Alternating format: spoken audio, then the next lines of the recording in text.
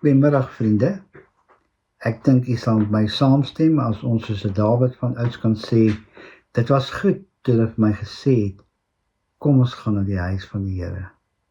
Ja, wat 'n wonderlike hemelse ervaring het ons nie gehad in die gemeente vanoggend, terwyl ons na 'n voorprogram geluister het met 'n boodskap, 'n bespreking van die les aan deelgeneem het en dinge geleer het. En dan ook die erediens se boodskap deel van ons kon maak. Dan natuurlik ook aanbidding is ook 'n offergawe opneem en om 'n lied te sing tot eer en verheerliking van U naam.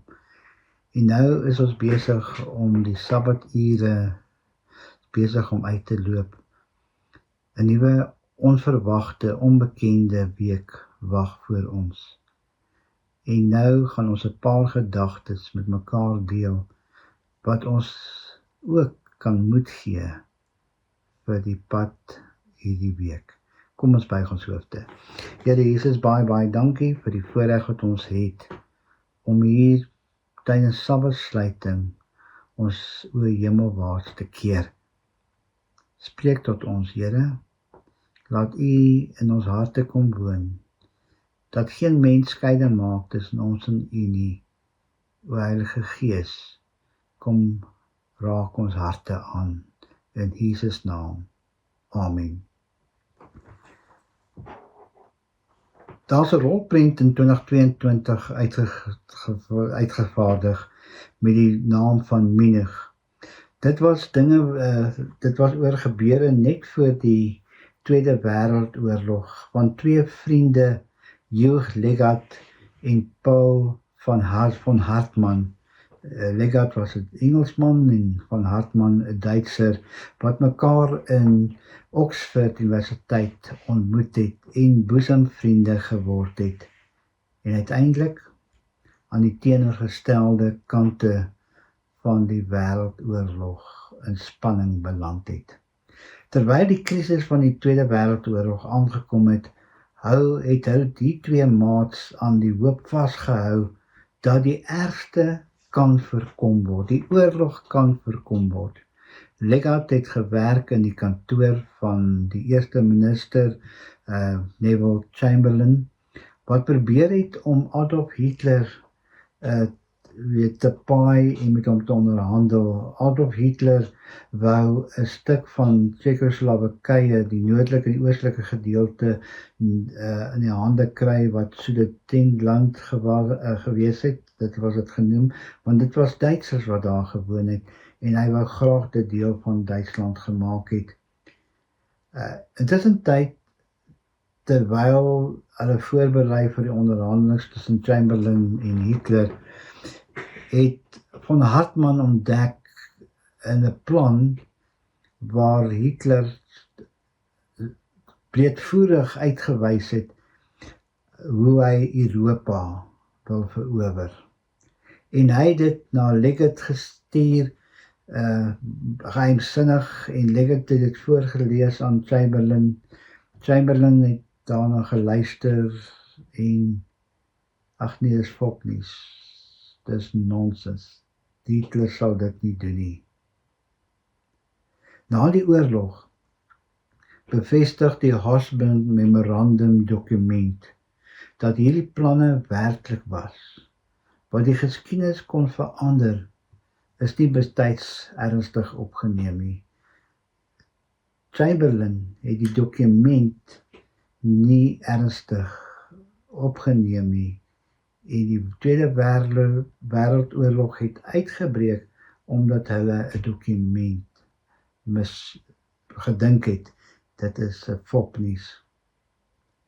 Ek ken nie al die besonderhede van daardie tyd se oorlog nie, maar een ding is seker, die boek Openbaring verwys ook na 'n dokument, en as dit reg verstaan word, kan dit 'n groot invloed in ons lewens hê tot redding. Ek neem nie na die Bybel, na 'n besliste oomblik in 'n troonkamer. In 'n visioen sien die apostel Johannes hoe 'n krisis uitbreek daar in die hemelse troonkamer waar God is, die regeringssentrum van die heelal. Dit is nie 'n krisis wat ligtelik opgeneem kan word nie, en hierdie krisis wat in die hemelhowe, in die regeringssentrum van die heelal, waar God teenwoordig is, waar God bly, waar God op die troon sit, hou verband met 'n dokument. Wat staan in die boekrol geskryf? Daarom is hierdie boekrol van wesenlik belang. Wat staan daarin geskrywe? Johannes wil graag weet. Johannes het sy meester, sy Jesus, die verhewe Jesus, die volle godheid wat verskuil was toe hy op aarde was, ontdek, en hy het voor hom neergebuig en gevra, wat gaan die toekoms behels? Wat gaan nou gebeur? En in 'n visioen nooi Jesus hom uit. Hy sê, daar's 'n oop deur, kom hier na toe. Openbaring 5 vers 1 sê, en ek het in die regterhand van hom, van God, wat op die troon sit, 'n boek gesien, wat van binne en van buite beskrywe was en met 7 seels goed verseël is. Johannes sien hierdie verseelde boekrol in die regterhand van hom wat op die troon sit. Die vraag ontstaan, wie is waardig om daai boekrol oop te maak en die seels te breek? En hierdie vraag raak die mens se hart aan. Is God in beheer en kan hy ons help op ons lewenspad? Is Jesus werklik waardig om ons te kan help? Want ons het hom so nodig, en hier besef Johannes, daar's niemand wat ons kan red nie. Vers 2 en 3 van Openbaring 5 sê, en ek het 'n sterk engel gesien wat met 'n groot stem uitroep, wie is waardig om die boek oop te maak en sy seels te breek? En niemand in die hemel, of op die aarde, of onder die aarde, kon die boek oopmaak en daarin kyk nie. Rampspoedig, absoluut katastrofe, as die woord troon in hoofstuk 4 oorheers, is hier troonkamer in hoofstuk 5, en niemand is waardig om die seels oop te kan maak nie. Rankin Stefanovic, een van ons top teoloë in Openbaring, skryf die volgende woorde oor waardigheid. Niemand is waardig nie. Ek haal hom aan. In Johannes se tyd het hierdie woord waardig 'n besondere betekenis gehad. Dit het verwys na 'n unieke kwalifikasie wat 'n persoon geskik gemaak het om hooggeëerde ampt te beklee. So 'n kwalifikasie was gebaseer op uitstaande prestasie soos dapperheid en krag wat in die oorlog bewys word deur die oorwinning oor die slagveld. Ek sluit sy kwotasie. Wie is dan die een wat hierdie oorwinning behaal het? Wie het hierdie kosmiese konflik op 'n merkwaardige oorwinning in die veld van die stryd, in die veld van sonde, in die stryd oorwinning behaal? Wie het so 'n werklikheid bereik dat hy waardig is om die seels oop te breek en die boekrol oop te maak? Niemand op aarde nie. Daar's niemand nie. Niemand wat waardig is nie. Die boekrol sal verseël bly. Ek en u is op ons eie. Ons weet nie waarheen om te gaan nie. Maar toe kom die volgende vers, Openbaring 5 vers 4. Dit sê Johannes, ek het baie geween, omdat daar niemand waardig bevind is om die boek oop te maak en te lees nie. In die ou vertaling sê, ek het baie geween. Die nuwe vertaling, ek het baie gehuil. Die boodskap sê, die parafrase, toe ek sien, hulle kon niemand kry nie, het ek in trane uitgebars. Dit moes bitterlik seer gewees het, 'n bitterlike huil, 'n bitterlike teleurstelling. Verlede jaar het ons 'n kerkraad gehou en een van die kerkraadlede moes uitgaan, want daar was 'n oproep wat sy moes beantwoord. En toe hoor ons hierdie persoon bars in trane uit en sy huil verskriklik, dat ons soontoe gaan om te hoor, sy het die nuus gekry, haar broer het homself doodgeskiet. Op daai oomblik. Sy het in trane uitgebars, en hier Johannes, hy bars in trane uit, wie gaan ons red, wie kan ons red? Ons volgende vers, Openbaring 5 vers 5 en 6 sê, toe sê die een van die ouderlinge vir my, moenie ween nie. Kyk, die leeu wat uit die stam van Juda is, die wortel van Dawid het oorwin om die boek oop te maak en sy 7 seels te breek. En ek het gesien, en kyk, in die middel van die troon staan daar 'n lam, asof hy geslag is. Die apostel Johannes hoor, moenie huil nie, die leeu is waardig, die leeu van Juda is waardig om ons te red. En toe hy omkyk, toe sien hy die kruis in die middel van die troon, die lam wat geslag is. Verlossing in die heelal is moontlik, in die troonkamer waar God sit.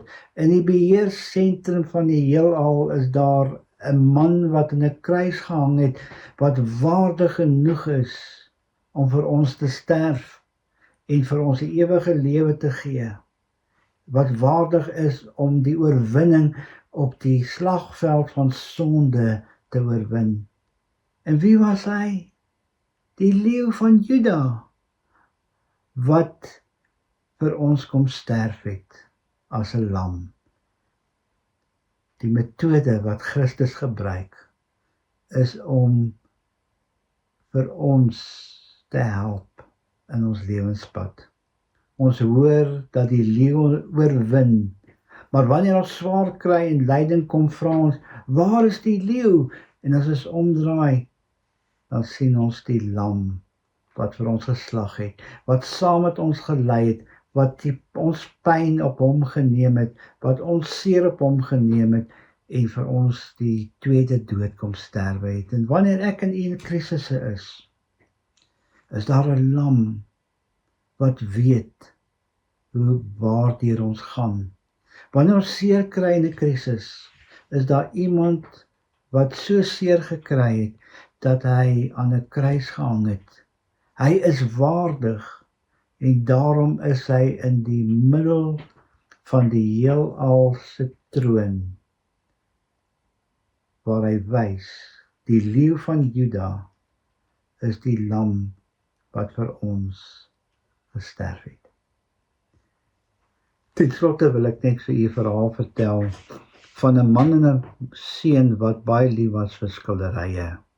Die Rembrandts, die Van Goghs, die Van Ryns, almal wat pragtige skilders was, en natuurlik was dit 'n fortuin wat hulle gehad het daar in die kunsgalery in hulle huis. En pa en seun was so lief vir kuns, hulle kon ure oor hulle kunsskilderye gesels. Eendag moes die seun oorlog toe gaan, en pa kry later die boodskap dat sy kind doodgeskiet is. 'n tydjie later is daar 'n klop aan die voordeur, en toe hy oopmaak, toe sien hy 'n jong man in 'n uniform, en hy sê vir die pa, meneer, ek en jou kind was baie lief vir mekaar. Ons het saam gewerk, ons was maats nog voor die oorlog. Ek was raak geskiet en hy het my opgetel, oor sy skouer gegooi en gehardloop na veiligheid, en in hierdie proses het 'n koels in sy rug ingegaan en hy's op slag dood. Ek lewe. Hy moes gelewe het, maar ek lewe, en uit dankbaarheid, ek kan ook so 'n bietjie skilder, natuurlik nie so professioneel soos wat u ken nie, maar uit dankbaarheid wil ek net 'n geskenk aan u gee. Iemand, u seun, wat baie vir my beteken het. En toe die vader, die geskenkpapier afhaal, sien hy die gesig van sy seun. Dis nie 'n professionele skildery nie, maar dit het sy seun se karakter vasgevang in die gesig. En hy het sy seun se gesig, wat so pragtig vir hom geskilder het, in die middel van die ateljee gesit, waar die kuns gehang het, kunsskilderye gehang het. En almal wat gekom het, kon nie anderste nie, maar as om die seun te kan sien, in die middel van sy kunsgalery. Soos Christus in die middel van die troonkamer gehang het, sodat ons almal hom kan sien. Die oom het ook gesterf, die pa is dood. En daar was 'n bandisie wat al sy besittings moes verkoop het. Die afslaer het begin by die skilderye en mense was opgewonde. Daar was baie mense, hulle was so graag daai skilderye gekoop het, want dit van daai skilderye so uniek. Daar's nie baie van hulle nie. En hulle wil graag die versameling ook gehad het. En toe begin die afslaer met die seun. Ag, vergeet van die seun, hy sê amateuragtig, die mense, gooi hom een kant te verbrand hom, sit hom, vernietig hom. Ons is hier om na die kunstskilderye te kyk. Ons is hier om die van Rembrandt te sien en dit te koop. $10, niemand het gebied nie. $50, hulle het net gelag en gesê, dis nonsens. $10. En 'n ou man in die agterkant van die gehoor het sy hand opgesteek en gesê $10. $10 vir die eerste keer, vir die tweede keer, vir die derde keer, jy het die seun skildery. Dankie tog. Nou kan ons gaan aan die van Rembrandts, die van Goghs. Kom ons begin. Nou begin die ding eers interessant raak. Die ou man wat die skildery gekoop het, was die tuinier van die vader. Die seun het voor hom groot geword en hy was baie lief vir hom. En hy het die gesig van die seun was vir hom so beminnelijk en hy kon dit koop, die skildery. Die afslaer het sy boeke toegemaak. Hy wou loop. Nee, wag, ons moet nog die skilderye verkoop. Jy moet nog die skilderye vir ons verkoop. Hy sê toe, daar's 'n bepaling in die testament gewees, wat sê, wie die seun kry alles. Wie die seun nie het nie, kry niks. Dit is in ons lewens, waar ons seer kry, waar ons deur krisisse gaan, selfs in ons vreugde oomblikke, moet ons onthou, al hoe ons die ewige lewe kan hê, al wie waardig genoeg is om vir ons in die hemel te gaan voorberei vir 'n plek, is Jesus Christus. Onthou, wanneer jy mismoedig langs die lewenspad sit en die lewe in skerwe lê langs die gewillige voete, onthou dit, wie die seun het, kry alles. Kom ons buig ons hoofde. Here Jesus, baie dankie vir die boodskap van hoop en van verlossing. Dankie Here, dat daar iemand is wat waardig is om vir ons die ewige lewe te gee. Dankie dat die leeu van Juda vir ons op die oorlogsfront van sonde sal veg. Maar dankie ook vir die lam van Golgotha in die middel van die hemelse troon, wat vir ons die ewige lewe bewerkstellig het, deur die tweede dood vir ons te gaan sterf. Dankie, God die Vader, vir u troon. Dankie, Jesus Christus. Die lam wat geslag het, is die kruis in die middel van die troon. En dankie, o Heilige Gees, waar u by die troon ook is, met die beskrywing van oë wat oral te kyk. Dankie, o drie eenheid, dat u sorg, dat elkeen van ons gered kan word, want wie die Seun het, kry alles. In Jesus naam. Amen. Mag jy 'n mooi week hê en saam met Jesus stap. Goeienaand.